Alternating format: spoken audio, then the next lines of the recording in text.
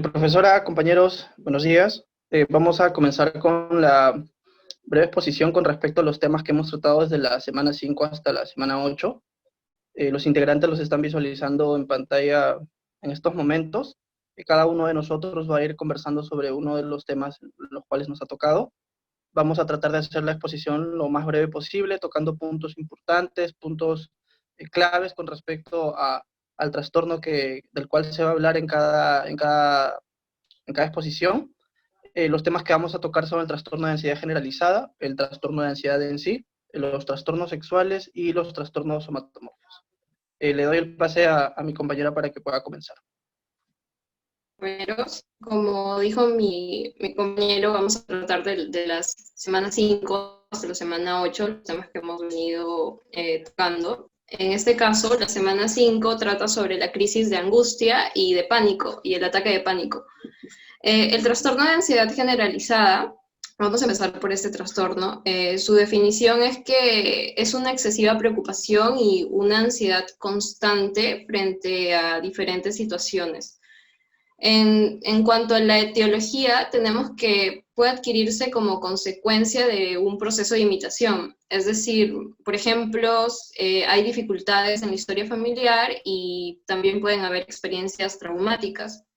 Después tenemos los criterios diagnósticos, que es importante recordar aquí que deben prolongarse más de 6 meses. Y dentro de estos criterios está la inquietud, la dificultad para concentrarse, la tensión muscular y las alteraciones de sueño. Continuando con otro trastorno, tenemos la angustia. La angustia es una aparición temporal de miedo o de malestar.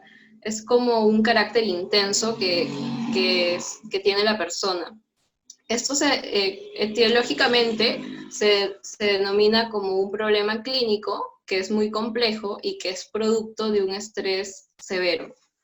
Luego tenemos el de pánico. ¿Qué es pánico? Pánico es una aparición repentina de dolor.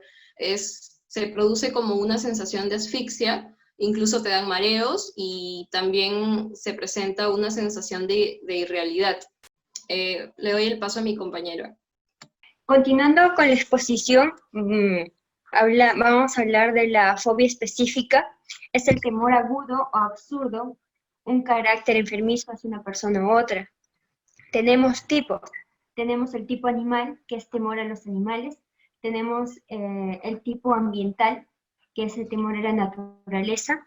El tipo situacional, a transportes públicos, a puentes, ascensores, aviones, ambientes cerrados. Luego tenemos la fobia social. Es el miedo irracional a la evaluación de los demás, es decir, a lo que piensan de ellos. Miedo a las situaciones sociales. En la etiología, esta puede ser causas hereditarias, causas ambientales o causas neurológicas. Tipos, tenemos las fobias sociales generalizadas, tenemos temores relacionados con lo social, miedo a actuar en público y deficiencia en habilidades sociales. Le doy paso a mi compañero. Bueno, en la semana 6 vamos a hablar del trastorno de la ansiedad. Que el trastorno de la ansiedad básicamente se trata que las personas en este trastorno se preocupan extremadamente o se sienten muy nerviosas por muchas cosas, incluso por cosas que no van a pasar o que no hay razón de preocuparse. Ya, en el primer trastorno dentro de este grupo tenemos el trastorno obsesivo compulsivo, también conocido como TOC. Dentro de este trastorno es básicamente en el cual las personas tienen pensamientos, sentimientos, ideas o sensaciones, que son más que todo obsesiones, que hacen que tengan comportamientos repetitivos, que les impulsan a hacer algo específico, como rutinas. Dentro de los criterios diagnósticos de este punto tenemos los más básicos, que es que el primero es que se cumplen las obsesiones y las compulsiones, y en algún momento del trastorno la persona ha reconocido que tiene estas obsesiones. En el segundo punto que tenemos que el estrés postraumático es un conjunto de síntomas físicos y psicológicos que experimentan las víctimas o testigos de situaciones traumáticas breves o duraderas. Ya pueden ser como catástrofes naturales, guerras, accidentes graves, muertes violentas, torturas o violaciones. Esto surge como respuesta tardía o diferida a tales acontecimientos estresantes y pueden persistir por largo tiempo. En el estrés agudo tenemos que la persona está caracterizada por la aparición de un conjunto de síntomas de ansiedad que tienen lugar después de la exposición a un acontecimiento altamente traumático. Esas alteraciones duran más de 2 días hasta un máximo de 4 semanas y aparecen en el primer mes desde que se presenta el evento traumático. Gracias. Siguiente. Bueno, vamos a hablar de los trastornos sexuales. Empezaremos con las parafilias. Las parafilias son caracterizadas por una activación sexual ante objetos o situaciones que no forman parte de las pautas habituales de los demás y que pueden interferir en la capacidad para una actividad sexual recíproca y afectiva. En las parafilias tenemos el exhibicionismo, el fetichismo, la pedofilia, el masoquismo, sadismo y voyeurismo. También tenemos las disfunciones sexuales. Las disfunciones sexuales son el deterioro persistente del interés o la respuesta sexual que causa dificultad interpersonal o tensión con la persona. Ahí tenemos los trastornos del deseo sexual, los trastornos de la excitación y los trastornos del orgasmo. Y también tenemos como último la disforia de género, que esta es la incongruencia entre el sexo que uno siente o expresa y el que se le asigna biológicamente al nacer. Se diagnostica solamente si una persona expresa un sentimiento de sufrimiento grave a causa del ser del transgénero, ¿no? Le doy paso a mi siguiente compañera. En la semana 8 tenemos los trastornos somatomorfos. Los trastornos somatomorfos se encuentran en los cuadros clínicos que generan una alta utilización de servicios médicos. La característica común de los trastornos somatomorfos es la presencia de síntomas físicos que sugieren una enfermedad física, y de ahí es que viene el término somatomorfo. Entre ellos tenemos el trastorno de somatización, el trastorno de conversión, el trastorno por dolor, la hipocondria y el trastorno dismórfico corporal. Los trastornos de somatización, llamado también histeria crónica, es un diagnóstico psiquiátrico aplicado a pacientes quienes se quejan crónica y persistentemente de varios síntomas físicos que no tienen un origen físico identificable. Después tenemos los trastornos de conversión, que son uno o más síntomas o déficit que afectan las funciones motoras voluntarias o sensoriales y que sugieren una enfermedad neurológica o médica.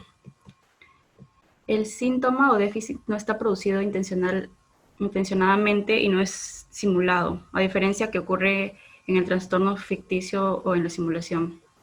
De ahí el trastorno por dolor. El síntoma principal de este trastorno del cuadro clínico es el dolor localizado en una o más zonas del cuerpo, de suficiente gravedad como para merecer atención médica. El dolor provoca malestar clínicamente significativo o deterioro social, laboral o de otras áreas importantes de la actividad del individuo. La hipocondria es la preocupación y miedo a tener o a la convicción de padecer una enfermedad grave a partir de la interpretación personal de síntomas somáticos. La preocupación persiste a pesar de las exploraciones y explicaciones médicas apropiadas. Y eso es todo. Bien, a manera de conclusión, como hemos podido ver, hemos tratado durante las semanas distintos temas con respecto a los trastornos. Vamos a tratar de dar conclusiones bastante específicas y puntuales con respecto a todo lo que han conversado ya mis compañeras.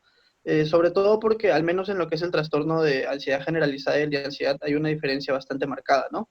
En el trastorno de ansiedad generalizada se caracteriza porque existen sentimientos de pánico que interfieren con las actividades diarias. Estos sentimientos son difíciles de controlar y son desproporcionados en comparación al peligro real y pueden durar pues un periodo más o menos largo.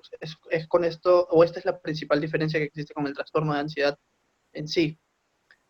Pasando ya a lo que es el tema de los trastornos sexuales, bueno, a manera general podemos concluir de que la sexualidad en sí constituye una dimensión fundamental dentro de la persona, ¿no?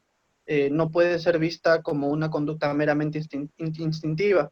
Es más, cuando se ha explicado el tema de los trastornos, se ha evidenciado eso, ¿no? De que la conducta en sí meramente no puede ser instintiva hablando de lo que es sexualidad específicamente. Agregar nada más a manera de conclusión en este punto, en cuanto a disfunciones sexuales refiere, se ha comprobado que terapia de pareja ayuda en estos casos y también lo que es la terapia breve estratégica, la terapia breve centrada en soluciones de Nardone. En cuanto al trastorno somatomorfo, como bien mencionaba Camila, pues son trastornos que requieren de mucho cuidado debido a los síntomas físicos que estos presentan.